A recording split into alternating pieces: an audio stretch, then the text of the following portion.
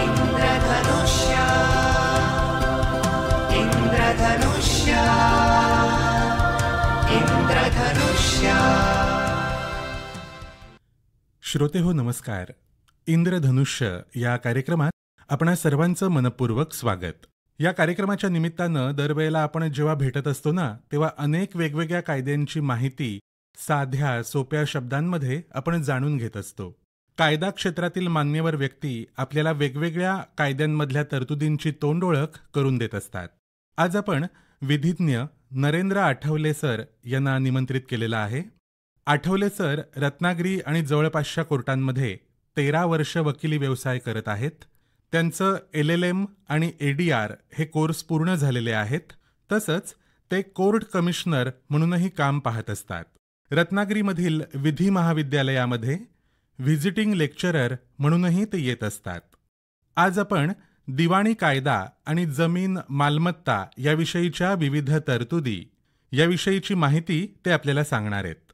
Athawale sir, नमस्कार. कार्यक्रमामध्ये आपलं स्वागत. धन्यवाद सर. आठवले सर, दिवाणी कायदा किंवा ज्याला आपण सिव्हिल लॉ म्हणतो, तर त्याची व्याप्ती फार मोठी आहे असं म्हटलं जातं. तर सगळ्यात पहिला प्रश्न मला तुम्हाला असा विचारावासा वाटेल की दिवाणी कायदा म्हणजे नेमकं काय किंवा त्याचं स्वरूप कसं असतं, काय सांगाल? दिवाणी कायदा म्हणजे एका सोप्या भाषेत सांगायला गेलं तर जमिनींसंदर्भातले असणारे जे कायदे आहेत त्यामधला कायदा हा दिवाणी कायद्यामध्ये येतो. विशेषतः जास्ती करून जमिनींसंदर्भातले जे खटले असतात किंवा केसेस असतात किंवा वाद असतात, या अनुषंगाने जे काही आपल्याकडे कोर्टामध्ये केसेस होतात, या सगळ्या दिवाणी ह्याच्यामध्ये स्वरूपामध्ये होतात. अच्छा. जमिनी किंवा जमिनींसंदर्भात होणारे वाद कोर्टामध्ये जाताना त्याच्यामध्ये अनेक प्रकारचे वेगवेगळ्या प्रकारचे वाद होतात. त्या पद्धतीने आता जसा हा झाला एक उदाहरण म्हणजे की जमिनींसंदर्भात, परंतु वैवाहिक ज्या वेळेला वाद असतात किंवा अगदी तुम्ही कामगारांसंदर्भातले कामगार न्यायालयांमधले जे काही वाद असतात, हे देखील दिवाणी स्वरूपामध्येच येतात. आपल्याकडे दिवाणी आणि फौजदारी 2 प्रकारचे कायदे आहेत. आणि त्या 2 कायद्यांमध्ये वेगवेगळ्या प्रकारची प्रोसिजर किंवा जी प्रक्रिया आहे, नक्की कशा पद्धतीने कामकाज चालतं हे त्याच्याबद्दल नक्की विशिष्ट कायदे केलेले आहेत.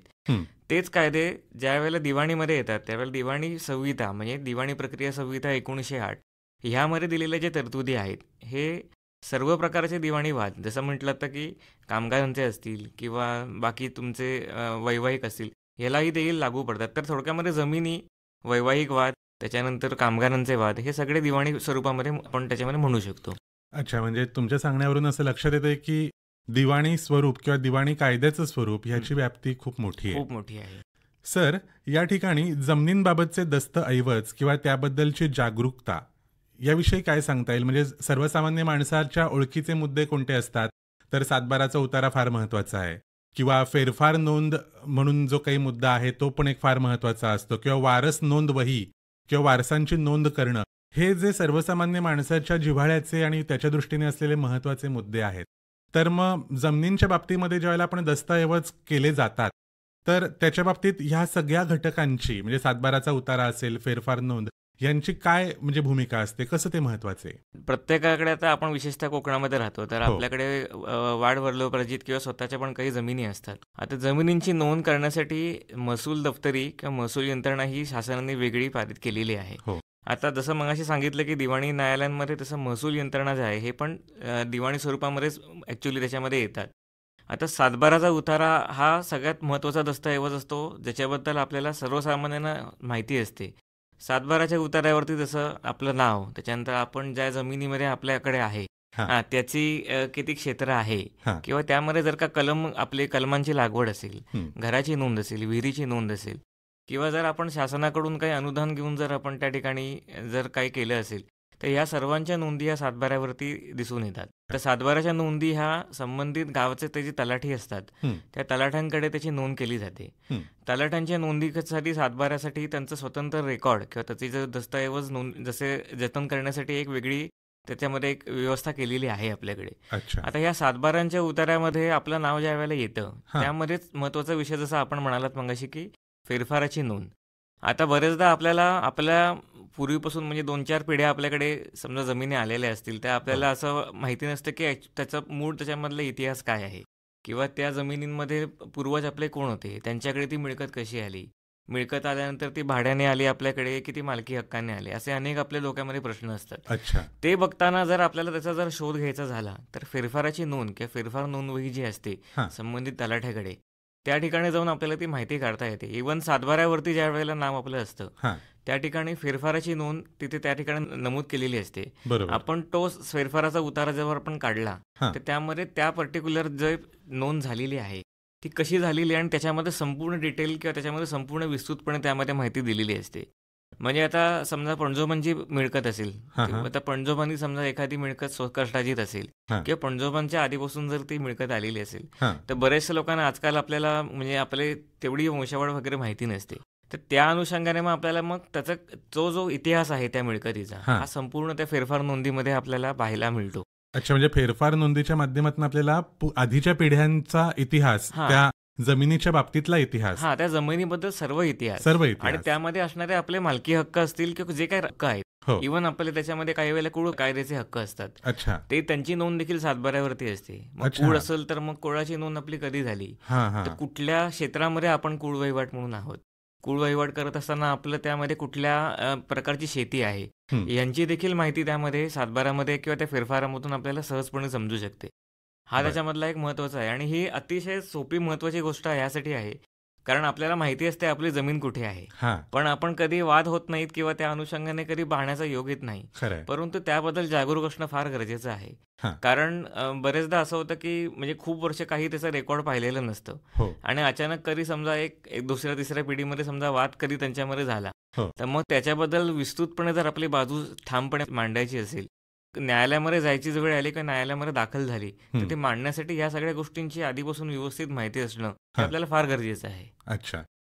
तुम्ही सातबाराविषयी सांगितलं किंवा फेरफार नोंदीचं महत्त्व किंवा त्याच्याबद्दलची माहिती सांगितलीत. आता वारस नोंद वही किंवा वारसांची नोंद करणं हा काय प्रकार आहे नेमका? वारस नोंद वही जसं म्हटलं की महसूल दप्तरी विविध दस्तऐवजांची जशी जतन करण्याचं रेकॉर्ड आहे, हो, हो. त्यामध्ये वारस नोंद वही नावाचा एक उतारा असतो. उतारा, त्यामध्ये हां. त्याला वारस रजिस्टरचा उतारा असं म्हणतात. हं, हं. वारस रजिस्टरच्या उतारामध्ये हं. त्याच्यामध्ये जो मूळ त्यातला मालक आहे जमिनीचा हं. किंवा जो ज्याला आपण म्हणतो की ज्याच्या नावे ती जमीन आहे सोप्या भाषेत, तर त्याच्या मृत्यूनंतर हां. त्याच्या वारसांची जेव्हा नोंद, जसं मगाशी म्हटलं की फेरफाराच्या माध्यमातून ती सातबाऱ्यावरती दिसून येते, हां.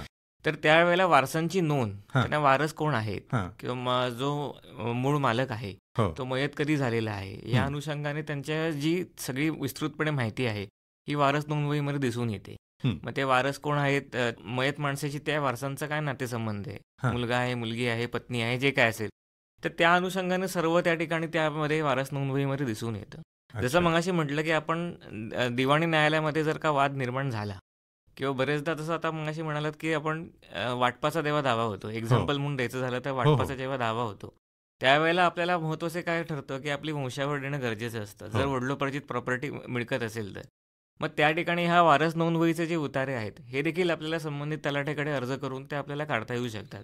हां. जेणेकरून आपली वंशावळ जर माहिती नसेल कोणालाही तरी त्याबद्दलची माहिती आपल्याला सहजरित्या त्याचं उपलब्ध होऊ शकते. आणि मालमत्तेमध्ये मला हिस्सा मिळणार आहे की हां. नाही यासाठी मला वाटतं हा एक अतिशय दस्तऐवज फार महत्त्वाचा आहे. महत्वाचा आहे. वारस नोंदवहीचा रजिस्टरचा उतारा फार महत्त्वाचा आहे. हां. हे हां. तिन्ही जे दस्तऐवज जसे आपण बघितलं त्याच दस्तऐवजांबरोबर अजून एक महत्त्वाचा दस्तऐवज असतो तो म्हणजे आपल्या कर आकारणी यादी किंवा ज्याला आपण घरपट्टी आपण म्हणतो. बरं. आता घरामध्ये ज्या वेळेला घराची नोंद होते हं. संबंधित ग्रामपंचायतीकडे त्यावेळेला असा एक सर्वसामान्यपणे समज आहे की एका घरामध्ये समजा 4-5 लोक राहत असतील, 4-5 भावंड राहत असतील, हां. तर प्रत्येक वेळेला सर्व चारीच्या चारी भावंडांची किंवा वारसांची नावं त्या घरपट्टीच्या किंवा कर आकारणीच्या यादीवर दिसून येत नाही. एक साधारण चुकीचा समज असा आहे की ज्याच्या नावावरती घरपट्टी आहे तो त्याचा मालक आहे, परंतु ही ॲक्च्युअली चुकीची गोष्ट आहे. हां, हां. तुमच्या घरपट्टीच्या नावावरती जे पर्टिक्युलर नाव दिसतं ते त्या ग्रामपंचायतीने त्यांच्या कार्यालयाच्या कामांसाठी केलेली ती एक सोय केलेली आहे. पण त्याच्यामध्ये करत असताना देखील हं. जसं आता फेरफाराची नोंद आपण बघताना पूर्वीचा इतिहास काढू शकलो तसं ग्रामपंचायतीकडे आपण संबंधित सर्वसामान्यांनी जर आपण अर्ज केला हं. हं. किंवा त्यामध्ये जाऊन आपण त्याची माहिती काढली, ती बरोबर. घरपट्टी पूर्वी कोणाच्या नावावरती होती, हं. काय होती, हं. त्यामध्ये त्या घरपट्टीच्या उतारामध्ये आपलं जे घर आहे त्या घराचं एकूण क्षेत्रफळ कसं आहे, किती आहे, ते स्लॅबचं बांधकाम असेल तर स्लॅब, जर ते कौलारू असेल तर कौलारू, म्हणजे थोडक्यामध्ये घराचं जे नेचर आहे ह्या सर्व गोष्टी त्या ठिकाणी ॲक्च्युअली दिसून येतात आणि त्यामुळे त्याचा देखील माहिती काढणं फार गरजेचं असतं आणि ते सहजरित्या उपलब्ध होऊ शकतं. असं त्याबद्दल नक्की सांगता येईल. हे तिन्ही महत्त्वाचे घटक जे दस्तऐवज आहेत हे अतिशय सोप्या पद्धतीने आपल्याला सर्वसामान्यांना सहज त्याच्याबद्दल माहिती मिळू शकते. अच्छा, म्हणजे जमिनीबद्दलचे हे दस्तऐवज ज्यांना आपण म्हणतोय, सातबाराचा उतारा असेल, फेरफार नोंदी, वारस नोंद वही वगैरे, आणि आता तुम्ही जे सगळं सांगितलं, तर हे खरोखरच महत्वाचे आहे, अतिशय महत्वाचं आहे. हा, आता दिवाणी कायदा, त्याचं स्वरूप किंवा हे वेगवेगळे घटक आपण समजून घेतोय. खरं तर आपण आमच्या श्रोत्यांना सांगता आहात, तर मुळात एक बेसिक क्वेश्चन या ठिकाणी निर्माण होतो की न्यायालयांमध्ये कोणत्या कोणत्या प्रकारचे दावे दाखल केले जातात, ज्याला आपण म्हणूया की ज्युरिस्डिक्शन ऑफ द कोर्ट, न्यायालयांचं अधिकार क्षेत्र असं म्हटलं जातं. मग हा काय विषय आहे नेमका? आता दिवाणी न्यायालयामध्ये जेव्हा दावे दाखल होतात त्यामध्ये विविध प्रकारचे उदाहरण द्यायची झाली तर मगाशी सांगितल्याप्रमाणे जमिनींच्या आपल्या हिश्श्याच्या वाटपासाठी दावा केले जातात, वाटपाचा त्याला पार्टिशन सूट असं म्हटलं जातं. अच्छा. त्याचबरोबर आपल्या ज्या मिळकतीमध्ये जर एखाद्या माणसाने आपल्या कब्जा वहिवाटीला हरकत करत असेल सातत्याने, तर आपण निरंतर ताकिदीसाठी दावा दाखल करतो की आपली जमीन आहे, आपण त्याचे मालक आहोत आणि तरी आपल्या लगतचा किंवा कुठला तरी तिसरा आसामी आपल्या असणाऱ्या ज्या प्रदेशांना किंवा आपल्या ताब्याला जर हरकत करत असेल तर आपण त्या माणसाविरुद्ध कायमस्वरूपीची ताकीद मागतो. कोर्टाने त्या माणसाला अशी ताकीद द्यावी की त्याने माझ्या असणाऱ्या ताब्याला त्याच्यामध्ये हस्तक्षेप करू नये किंवा त्रास देऊ नये. तो निरंतर ताकिदीचा दावा असतो. निरंतर ताकिदीचा दावा. किंवा अजून एक त्याच्यामध्ये दाव्याचा प्रकार असतो आदेशात्मक ताकीद. आता आदेशात्मक ताकीद म्हणजे उदाहरण द्यायचं झालं तर आपल्या जमिनीमध्ये समजा एखाद्या माणसाने अतिक्रमण केलं असेल, लगतचे असतात, कधी कधी मोजणी झालेली नसते, आपण सहजरित्या घर बांधलेलं असतं आणि आपण ज्यावेळेला मोजणी केल्यानंतर लक्षात येतं की त्याने केलेले जे काही बांधकाम आहे किंवा काही त्याचे जे कन्स्ट्रक्शन आहे ते आपल्या जमिनीमध्ये आलं तर त्याला अतिक्रमण म्हणतात. आता हे अतिक्रमण जर त्याने काढलं नाही सांगून सुद्धा, तर अशा वेळेला आदेशात्मक ताकिदीसाठी आपल्याला दिवाणी न्यायालयामध्ये जाऊन दाद मागता येऊ शकते. हे झाले जसे जमिनींसंदर्भातले हे 3 आहेत. त्याचबरोबरीने दस्तऐवजांवरून मिळणारे मालकी हक्क आहेत. म्हणजे जसं खरेदी झाल्यानंतर त्याच्यामुळे आपल्याला त्याचा दस्तऐवजामुळे आपल्याला त्याची मालकी मिळते. पण बरेचदा कधी कधी ती मालकी हक्क आपली डिनाय केली जाते किंवा आव्हानित केली जाते. किंवा कधी कधी असंही होतं की आपल्याला मृत्यूपत्राने काही मिळकती मिळत असतात. आता मृत्यूपत्राने मिळकती मिळाल्यानंतर त्याबद्दल खरं तर मृत्यूपत्र करणाऱ्याचे नियम जे आहेत त्याप्रमाणे जर ते झालं असेल तर त्याला कोर्टाने मान्यता ही दिलीच जाते. आता ते मृत्यूपत्र चुकीचं झालं असेल किंवा त्याच्यामध्ये जर का ते दबावाखाली केलं असेल तर ज्या माणसाला ते आव्हानित करायचं आहे त्याने ते सक्षम न्यायालयामध्ये जाऊन आव्हानित करणं गरजेचं आहे खरं तर. पण तरीही त्याच्याही पलीकडे जाऊन आता काही जसे काळ बदलतो तसं सुप्रीम कोर्ट वेगवेगळ्या प्रकारचे न्यायनिर्णय देते. त्यामध्ये सुप्रीम कोर्टाने असं सांगितलेलं आहे आता काही गेल्या 2-4 वर्षामध्ये असा एक सध्या चालू आहे की ज्याला मृत्यूपत्राने मिळकत मिळालेली आहे त्या मिळकतीबद्दल त्या मृत्यूपत्राप्रमाणे आपण मालक झालेलो आहोत अशा प्रकारची दाद, ज्याला हक्क ठराव म्हणतो, अशा प्रकारच्या हक्क ठरावासाठी सुद्धा दावा दिवाणी न्यायालयामध्ये जाऊन दाखल करून तो आपण त्या ठिकाणी सिद्ध करणं गरजेचं आहे. दिवाणी न्यायालयांमध्ये अजून जसं मगाशी सुरुवातीला सांगितलं त्यामध्ये रक्कम वसुलीसाठी पण दावे दाखल केले जातात. म्हणजे आपण कधी कधी मित्र मैत्रिणी किंवा आपले जे जवळचे असतात त्यांना आपण एक मदत म्हणून, आर्थिक मदत म्हणून काही ना काहीतरी आपण रक्कम देतो त्यांच्या अडचणीच्या वेळेला, आणि ज्या वेळेला परत देण्याची वेळ येते त्यावेळेला ते आपल्याला ते द्यायला नकार देतात. अशा वेळेला मग आपल्याला रक्कम वसुलीसाठी देखील दावे दिवाणी न्यायालयामध्ये जाऊनच दाखल करावे लागतात. ते करत असताना, रक्कम वसुलीचे दावे दाखल करताना हे करत असताना एक लक्षात ठेवलं पाहिजे की त्याला प्रत्येक दावा करताना त्याला काही ना काहीतरी लिमिटेशन दिलेलं आहे. आता लिमिटेशनचा मुद्दा हा त्याला भारतीय मुदतीचा कायदा ज्याला म्हणतो असं त्याला मराठीमध्ये आहे. तर त्यामध्ये रक्कम वसुलीसाठी किंवा जर रक्कम मिळण्यासाठी जर दावा करायचा असेल तर त्याला आपल्याला 3 वर्षाच्या आतमध्ये तो दावा दाखल करावा लागतो. जर का 3 वर्षाच्या आतमध्ये दावा दाखल केला नसेल तर अशा वेळेला आपली रक्कम मिळण्याचा आपला अधिकार जो आहे तो आपल्याला मिळत नाही. म्हणजे कधी कधी असं असतं की दस्तऐवज सुद्धा झालेले असतात लेखी, किंवा त्या अनुषंगाने आपल्याकडे पुरावे देखील सक्षम भक्कम असतात, परंतु जर ते मुदतीमध्ये आपण त्यामध्ये दाद मागितली नाही तर मग दिवाणी न्यायालय किंवा कुठलंही न्यायालय आपल्याला त्या ठिकाणी मदत करू शकणार नाही. त्यामुळे हा एक अजून एक प्रकार आहे ज्यामध्ये रक्कम वसुलीसाठी दावे दाखल करू शकतात. आणि दिवाणीमध्ये जसं मगाशी म्हटलं तसं दिवाणी न्यायालयामध्ये जसं आता वैवाहिक डिस्प्यूट ज्याला म्हणतो आपण, म्हणजे घटस्फोटाचे, मग परस्पर संमतीने घेतलेले घटस्फोटाचे अर्ज असतील किंवा आपण विविध जे ग्राउंड्स दिलेले आहेत हिंदू लॉमध्ये घटस्फोटासाठी, त्या कारणासाठी केलेले विवाह अर्ज जे आहेत हे देखील दिवाणी न्यायालयामध्येच त्याच्यामध्ये येतात. अच्छा. आता वाटपाचा दावाचं जसं मगाशी सांगितलं, हो हो. त्या वाटपाचा दावा झाल्यानंतर सुरुवातीला मेहरबान कोर्ट जेव्हा निकाल देतं हं. त्यावेळेला त्याला प्राथमिक हुकुमनामा असं म्हणतात, ज्याला अच्छा. प्रिलिमिनरी डिग्री असं म्हणतात. आणि मग त्या डिग्रीची अंतिम हुकुमनामा म्हणजे फायनल डिग्री करण्यासाठी हो. त्याच सक्षम कोर्टामध्ये आपल्याला अर्ज करावा लागतो. हं. आणि त्यावेळेला आता अंतिम हुकुमनाम्यामध्ये आणि प्राथमिक हुकुमनाम्यामध्ये फरक असा आहे की दावा दाखल करताना ज्या पद्धतीने सगळे प्रोसिजर करावी लागते, प्रक्रिया ती सगळीच्या सगळी म्हणजे पुरावे नोंदवणं, कागदपत्र हजर करणं हं. किंवा साक्षीदार तपासणं, ह्या सगळ्या गोष्टी अंतिम हुकुमनाम्यामध्ये कराव्या लागत नाही. दिलेल्या कोर्टाचा जो निकाल आहे त्याची अंमलबजावणी करणं, सोप्या भाषेत सांगायला गेलं तर हां. त्याला अंतिम हुकुमनामा असं म्हणतात. अच्छा. मग त्यामध्ये आपल्या जमिनीमध्ये आपल्याला जर मिळाला समजा जो हिस्सा आहे हं. त्या हिश्श्याची विभागणी करण्यासाठी, ॲक्च्युली सातबारा वेगळा करण्यासाठी हं. अंतिम हुकुमनामाचा अर्ज दाखल केला जातो. त्याचबरोबर डिग्रीची अंतिम हुकुमनामा करत असताना घरासंदर्भात असेल हं. तर मग घरामधला आपला जो शेअर आहे त्या हां. अनुषंगाने पण त्या ठिकाणी अर्ज करून आपला तो शेअर जो आहे हं. तो डिफाईन करता येऊ शकतो. हं. हा त्याच्यामधला एक प्रकार आहे. महसूल यंत्रणा जी आहे हं. तर महसूल न्यायालय किंवा महसूल यंत्रणा ही स्वतंत्रपणे आहे. अच्छा. हां. त्या ठिकाणी कुळ कायदा हां. किंवा फेरफार नोंदी ज्या आहेत, जसं हां. मगाशी म्हटलं, हो. त्या अनुषंगाने असणारे आक्षेप आहेत किंवा त्या अनुषंगाने चालणारे जे काही सगळे आपले खटले आहेत किंवा केसेस आहेत हे या ठिकाणी चालू जातात. ते देखील दिवाणी स्वरूपामध्येच त्यांना आपण म्हणू शकतो की ते दिवाणीमध्ये येऊ शकतात. म्हणजे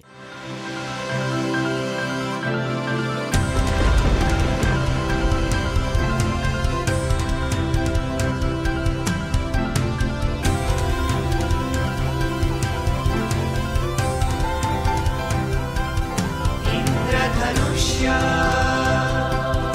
इंद्रधनुष्य इंद्रधनुष्य इंद्रधनुष्य.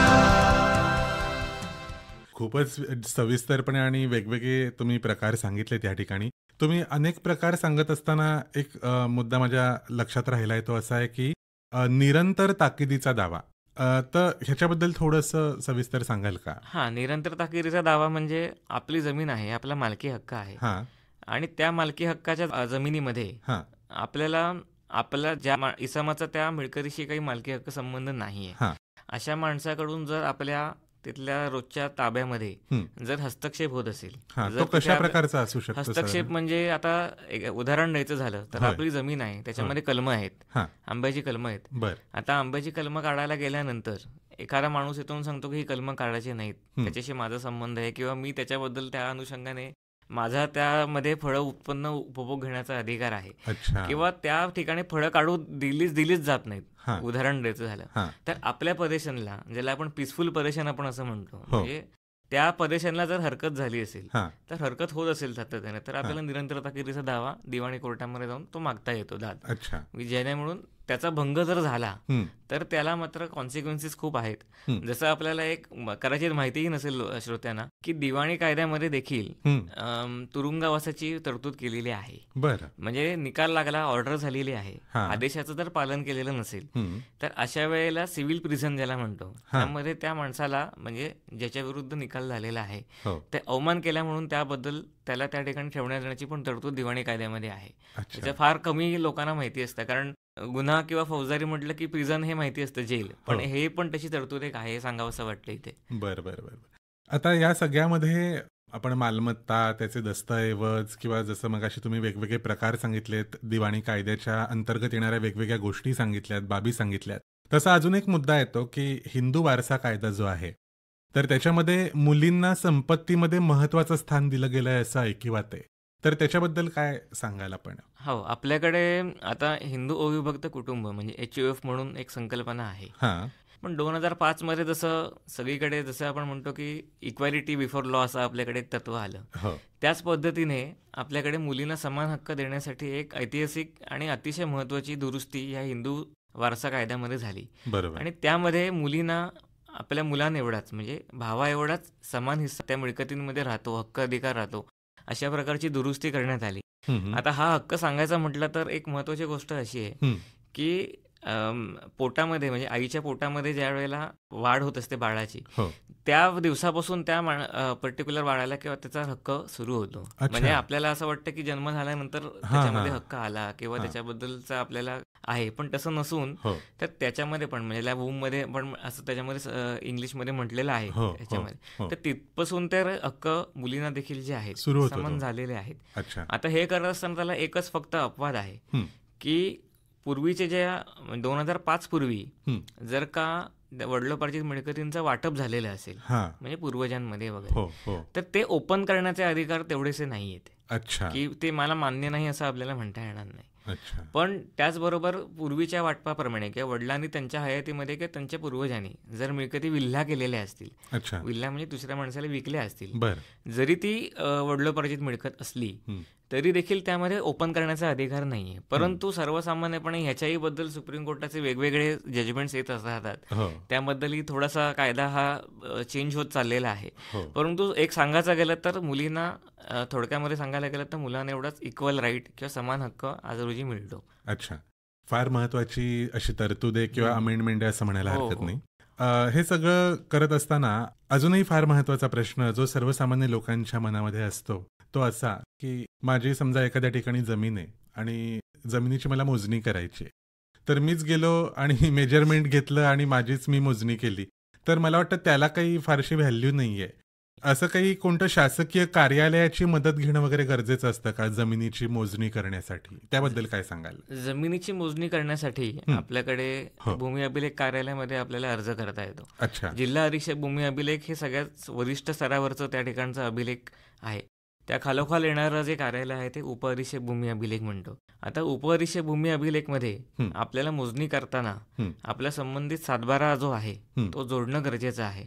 आता 4-5 जर नावं असतील, सहहिस्सेदार असतील, एका माणसाने जरी अर्ज केला मोजणीसाठी तरी तो अर्ज करता येऊ शकतो. त्यावेळेला मोजणी करताना चारी बाजूला जी लोक आहेत त्यांची आपल्याला नावं देणं गरजेचं असतं, त्यांचे सातबाऱ्यांचे आपल्याला माहिती देणं गरजेचं असतं. त्याचबरोबर त्या मोजणीचा नकाशा जो आहे तो देखील त्या कार्यालयामध्ये काढून आपल्याला जोडणं गरजेचं असतं. मोजणी करताना हे सगळे कागदपत्र आपण जोडल्यानंतर त्या ठिकाणचं जे उपअधीक्षक भूमी अभिलेख जसं आहे त्या ठिकाणी भूकर मापक म्हणजे सर्वेअर या सर्वेअर कडून ती मोजणीसाठी त्यांना नेमलं जातं आणि मग जागेवरती येऊन ज्या दिवशी नोटीस त्या अनुषंगाने आधी त्या संबंधितांना काढली जाते, मालक जो आहे जो मोजणी करतोय तो आणि ज्या बरोबरीने लगत कब्जेदार आहेत ते सुद्धा, या सर्वांना नोटीस काढली जाते आणि मग त्यांच्या उपलब्ध नकाशावरून त्याचबरोबर हद्दीवरून त्या अनुषंगाने संपूर्ण ह्याची मोजणी क्षेत्राची केली जाते आणि मग ते झाल्यानंतर त्याचा नकाशा आपल्याकडे मिळवता येतो. म्हणजे भूमी अभिलेख कार्यालयाकडनं जो नकाशा आपल्याला प्राप्त होतो मिळतो, मोजणी करून झाल्यानंतर तो मिळतो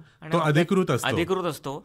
जसं मगाशी म्हटलं उदाहरण द्यायचं की अतिक्रमणाचे दावे असतील, अगदी बरोबर, तर अशा वेळेला अतिक्रमण जर झालं असेल तर ते अतिक्रमण त्या मॅपमध्ये किंवा त्या नकाशामध्ये दिसून येतं की हे अतिक्रमण आहे. ते जनरली त्याच्यामध्ये ते डिमार्केशन केलेलं असतं, हद्द कुठून सुरू झाली कुठे संपलेली आहे. घर असेल तर त्याप्रमाणे त्याच्यामध्ये दाखवलं जातं. तर हे फार अतिशय महत्वाचा एक घटक आहे की मोजणी करून घेतल्यानंतर त्या क्षेत्राची पण आपल्याला बरोबर तेवढं जुळतं आहे किंवा नाही या बाबतीत पण त्यामध्ये आपल्याला त्याची खात्री करून घेता येईल. तो कायदेशीर दस्तऐवज हो, अतिशय कायदेशीर दस्तऐवज आहे. नक्कीच. आठवले सर, दावा कोर्टामध्ये दाखल करताना कोर्ट फी वगैरे असं काही भरावं लागतं का?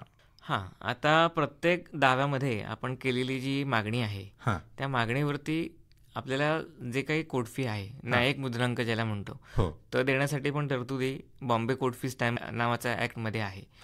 आता वाटपाचा दावा झाला, जसं उदाहरण द्यायचं झालं तर मग आपला जो काही हिस्सा आहे जमिनीमध्ये, तर सर्व मिळकतींमध्ये आपला जो हिस्सा आहे त्या आपल्या हिश्श्यावरती कोर्ट फी भरावी लागते. घर असेल, समजा घराचा वाटप करायचं असेल त्यामध्ये, तर घराचं जे काही तिथे मूल्यांकन झालेलं आहे घरपट्टीला, त्याच्यावरती आपल्याला त्या ठिकाणी आपल्याला जो कोर्ट फी आहे भरावी लागते. तर ह्या काही गोष्टी अशा आहेत की त्याच्यावरती आहे. त्याचा दुसरं उदाहरण झालं तर आपल्याला रक्कम वसुलीसाठी दावा करायचा असेल तर ज्या रकमेसाठी आपण दावा दाखल करतोय त्या रकमेवरती आपल्याला मुद्रांक भरावा लागतो. थोडक्यात सांगायचं झालं तर जी काय आपण मागणी करत आहोत, ज्याच्यासाठी आपण कोर्टामध्ये जात आहोत, त्या मागणीवरती त्या कोर्ट फी किती भरावी लागते ह्याला काही नियम आहे. असं त्याला एक ठराविक पद्धतीने आहे. निरंतर ताकीद असेल किंवा आदेशात्मक ताकीद असेल त्याला काही ठराविक कोर्ट फी आहे. विवाह अर्ज जेव्हा दाखल करतो त्याला काही कोर्ट फी वेगवेगळी आहे. तर विविध प्रकारचे त्यामध्ये कोर्ट फीची जी आहे त्याच्या तरतुदी कायद्यामध्ये आपल्याला आढळून येतात. म्हणजे दाव्याचं जे स्वरूप आहे त्याच्यावर आधारित कोर्ट फीची रक्कम ठरते असं म्हणायला हरकत नाही. नक्कीच नक्कीच. बरं, घड्याळाचा काटा मला या ठिकाणी खुणावतोय की आपल्या आजच्या या कार्यक्रमाची वेळ आता संपत येतेय. जाता जाता सर मी या ठिकाणी असा एक प्रश्न तुम्हाला विचारू इच्छितो की दिवाणी कायदा त्याच्याबद्दल तर आपण सविस्तरपणे सांगितलंच आहे. जमीन, मालमत्ता, सातबाराचा उतारा, फेरफार नोंदी, खरेदी खत किंवा वाटपाचे दावे अनेक तुम्ही मगाशपासून माहिती आमच्या श्रोत्यांना सांगितली आहेत. पण एक सर्वसामान्य नागरिक म्हणून प्रत्येकाने कोणत्या कोणत्या गोष्टींची प्रिकॉशन, खबरदारी ज्याला आपण म्हणतो, मालमत्तेच्या स्वरूपामध्ये किंवा संदर्भामध्ये घेणं गरजेचं आहे, काय सांगाल? त्याच्यामध्ये आता जसं म्हटलं की सातबाऱ्याचा उतारा आपण अप टू डेट दरवर्षी आपण पाहणं गरजेचं आहे. आपली जी पिकं आहेत म्हणजे आपली त्यामध्ये जी कलमांची लागवड आहे किंवा भात शेती असेल तर पिकांची देखील नोंद आपली त्या ठिकाणी दरवर्षी होते आहे की नाही याची देखील खबरदारी घेणं गरजेचं आहे. त्याचबरोबरीने फेरफार नोंदीच्या बाबतीमध्ये पण आपण जसं म्हटलं की फेरफार नोंद मंजूर होण्यापूर्वी जेव्हा आपल्याला नोटीस येते त्या नोटिसीला आपला जर काय आक्षेप असेल ते विहित मुदतीमध्ये घेणं गरजेचं आहे. एकदा विहित मुदतीमध्ये आक्षेप घेतला नाही तर मग आपल्याला ती नोंद मान्य आहे असं त्याचा अर्थ कायद्यामध्ये आहे की नोटीस आलेली आहे, आपण त्याला उत्तर दिलं नाही तर आपल्याला ती नोटिशीमध्ये दिलेली जी गोष्टी आहेत ते मान्य आहे असं त्याचा अर्थ होतो, असा कायदा आपल्याकडे हे करतो. त्यामुळे कुठल्याही प्रकारची नोटीस म्हणजे कोर्टातली, दाव्यातली असेल नाही तर काही असेल, पण कुठल्याही प्रकारची नोटीस आल्यानंतर त्याच्यासाठी आपण आपल्या जे काही किंवा विधिज्ञांना भेटणं आणि त्या अनुषंगाने आपण त्याच्याबद्दल अलर्ट असणं फार गरजेचं आहे असं मला वाटलं. किंवा नोंदी जेव्हा होतात त्यावेळेला पण नोंदी त्याचप्रमाणे झालेल्या आहेत ना आणि त्याप्रमाणे रेकॉर्ड आपल्याला अप टू डेट आहे की नाही जसं हे बघणं पण गरजेचं आहे. जसं आपण दरवर्षी म्हणजे आपण एरवी पण सगळ्या गोष्टींशी लक्ष ठेवतच असतो तसे आपल्या जमिनींच्या दस्तऐवजांबद्दल पण आपण जागरूक असणं अतिशय महत्वाचं आहे. आणि तसं बघायला गेलं तर खूप सोपी गोष्ट आहे. वाद होईलच ह्याच्यासाठी वाट न बघता आपण त्या अनुषंगाने अलर्ट राहणं गरजेचं आहे असं मी नक्की सांगू शकतो इथे. बरं, विधिज्ञ नरेंद्र आठवले सर, आज वेळात वेळ काढून आपण या ठिकाणी आलात आणि आमच्या श्रोत्यांना दिवाणी कायदा, जमीन, मालमत्ता याविषयीच्या विविध तरतुदी यांची नेमकेपणाने अगदी मोजक्या शब्दांमध्ये जी काही माहिती दिलीत तरी सुद्धा ती साध्या सोप्या शब्दांमध्ये आपण माहिती दिलीत त्याबद्दल आकाशवाणीच्या वतीनं मी तुमचे आभार मानतो. धन्यवाद. थँक्यू व्हेरी मच मला पण ही संधी दिल्याबद्दल आणि आपल्याला छोट्या छोट्या पद्धतीने सांगण्याचा प्रयत्न केलेला आहे. तर ह्या दिलेल्या संधीबद्दल मी आकाशवाणी रत्नागिरीचे खूप खूप धन्यवाद मानतो.